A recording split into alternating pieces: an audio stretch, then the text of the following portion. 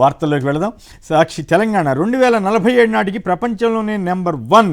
తెలంగాణ ఆవిర్భావ దినోత్సవం సందర్భంగా ముఖ్యమంత్రి రేవంత్ రెడ్డి ఎవరితోనూ పొత్తు ఉండదంటున్న బీఆర్ఎస్ సీనియర్ నేత మాజీ మంత్రి హరీష్ రావు 11వ తేదీన 5 బదులు 11వ తేదీన కాళేశ్వరానికి విచారణకు హాజరుగానున్న కేసీఆర్ కాళేశ్వరానికి సంబంధించి 17 మందిపై క్రిమినల్ చర్యలు తీసుకోవాలని విజిలెన్స్ వాళ్ళు ఇచ్చారట. జేఈ అడ్వాన్స్లో తెలుగు తేజాలంటూ మరో కథనం ఇచ్చారు. నీట్ పీజీ పరీక్ష వాయిదా పడింది. అలాగే బీజేపీలో రాజాసింగ్ రచ్చ నడుస్తూ ఉంది. ఇక ఏపీ ఏషన్కి వెళ్తే కానిస్టేబుల్ డ్రగ్స్ దందా. ఏపీ నుంచి 2 కోట్ల విలువైన కొకైన్ ఎఫిడ్రిన్ రవాణా. హైదరాబాద్లో 5 అరెస్టు. అదండి పరిస్థితి. 100 రోజుల్లో గంజాయి డ్రగ్స్ ఉండవని చెప్పిన చంద్రబాబు గారి ప్రభుత్వం ఇప్పుడు ఏకంగా సప్లై కేంద్రంగా మారిందో మరి ఏంటో. కానిస్టేబుల్సే ఆయన ఎవరో కానిస్టేబుల్ గారే డ్రగ్స్ అందా చేస్తానంట. కేసులు తిరగదోడుతున్న చంద్రబాబు ప్రభుత్వం కాపులు కరివేపాకుల. రిజర్వేషన్ కోసం పోరాడిన కాపులపై గతంలో చంద్రబాబు ప్రభుత్వం కేసులు. తుని కేసు తిరగదోడేందుకు తాజాగా సర్కారు నిర్ణయం. వెన్నుపోటు దినాన్ని విజయవంతం చేయండి సజ్జల రామకృష్ణారెడ్డి పిలుపు. కొల్లేరు సమస్యకు మానవీయ పరిష్కారం చేస్తామంటున్న చంద్రబాబు. నకిలీ ఇళ్ల పట్టాల కథ కంచిగేనంటూ మళ్ళీ పేరు నాని మీద ఈనాడు వాళ్ళు పనిగట్టుకుని వార్తలు రాసి వెంటపడుతున్నట్టున్నారు. ఎందుకంటే ఆయన గట్టిగా మాట్లాడుతున్నాడు కాబట్టి ఏదో రకంగా బురద వేయటం, ఆయన మీద ఏదో కేసు పెట్టించాలని వాళ్ళకు తెలుగుదేశం వాళ్ళకంటే ముందు ఈ ఎల్లో మీడియా ఈనాడు ఆంధ్రజ్యోతి అరాచకమే ఎక్కువగా ఉన్నట్టుంది. వాళ్ళే అచ్చంగా లోకేష్ గారు రెడ్ బుక్ని ఫాలో అవుతున్నట్లుగా ఉంది. నేడు తెనాలికి మాజీ సీఎం వైఎస్ జగన్ పోలీస్ దాడిలో గాయపడ్డ జాన్ విక్టర్ కుటుంబానికి పరామర్శ. మీ అనుభవం నేర్పింది ఇదేనా బాబు? ముఖ్యమంత్రి చంద్రబాబును నిలదీసిన వైసీపీ అధ్యక్షుడు మాజీ సీఎం జగన్. ముఖ్య నేత ఐకానిక్ మేత. రాజధాని టెండర్లో మరో లాలూచీ పర్వం. ఐకానిక్ టవర్ల సిండికేట్కే ముఖ్య ప్యాకేజీల కింద టెండర్లు పిలిచిన సిఆర్డీఏ. దాదాపు మొత్తం కాంట్రాక్టు విలువ కంటే 49 4.50 4.49 సారీ 4.49 4.57% అధిక ధరలకు పనులు చేజిక్కించుకున్న సంస్థలు.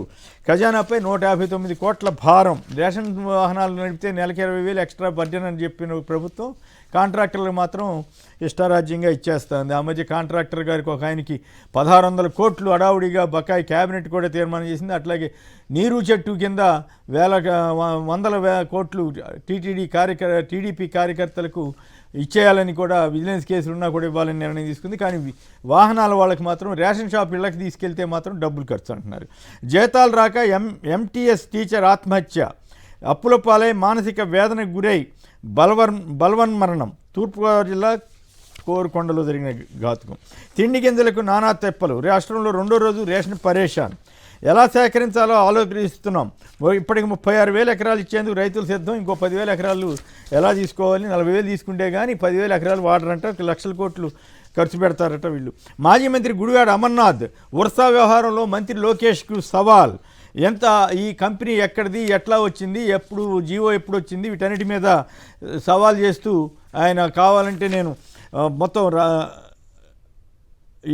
విశాఖ ఐటీ హిల్లో ఎకరాలు కోటి రూపాయలు 3.5 ఎకరాలు, కాపులపాడులో 50 లక్షల చొప్పున 56.36 కోట్లకు కేటాయించామని మీరు ప్రకటించడం ఏమిటి? దీనికి సంబంధించిన జీవో విడుదల కాకుండా ఇప్పుడు చెప్పడం ఏంటి? కుంభకోణం బయటపడ్డ దాదాపు 50 రోజులు దాటిన తర్వాత ఇప్పుడు ప్రకటన చేయడం ఏంటి? దీని వెనక నడిచిన తతంగం ఏంటి అంటూ ఆయన ఓపెన్ ఛాలెంజ్ చేస్తూ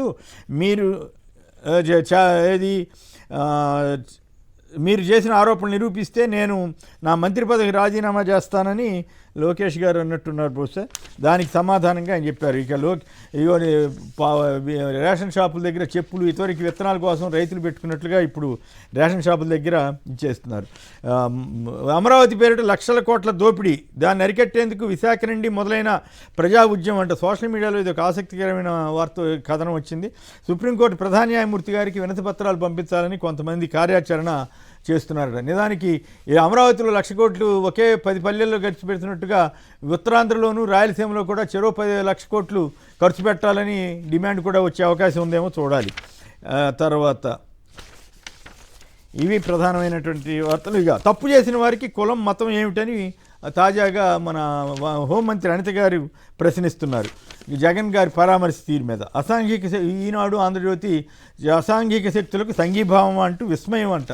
మరి చంద్రబాబు గారు ఫ్యాక్షనిస్టుల ఇళ్ళకి, తర్వాత లిక్కర్ దందా, మద్యం దందాలు హత్యకు గురైన వాళ్ళ ఇళ్ళకి వెళ్ళినప్పుడు, అనేక సందర్భాల్లో ఫ్యాక్షనిస్టులను పార్టీలో చేర్చుకున్నప్పుడు ఇవేమీ వాళ్ళకేమి ఇబ్బంది రాలేదనుకుంటా. ఇంకా కర్నూలు జిల్లాలో మరో సీఏ వేధింపులు, వైసీపీ కార్యకర్త ఆత్మహత్య యత్నం అంట. చూడండి, ఈ పోలీసులు దాష్టికాలు ఆగట్లేదు. ఇక వరుసనే వెళదాం. కానిస్టేబుల్స్ డ్రగ్స్ తందా అంట. పురుషోత్తరెడ్డి గారు చెప్పండి, 100 రోజుల్లో డ్రగ్స్ ఆపేస్తాం, గంజాయి ఆపేస్తామని ప్రచారం చేసినటువంటి వాళ్ళు ఇప్పుడు ఏపీ నుంచి ఏకంగా సరఫరా జరుగుతుందంటే కానిస్టేబుల్ గారే పాత్ర అంట. ఒకసారి ఆర్థిక పరిస్థితి మీద, అలాగే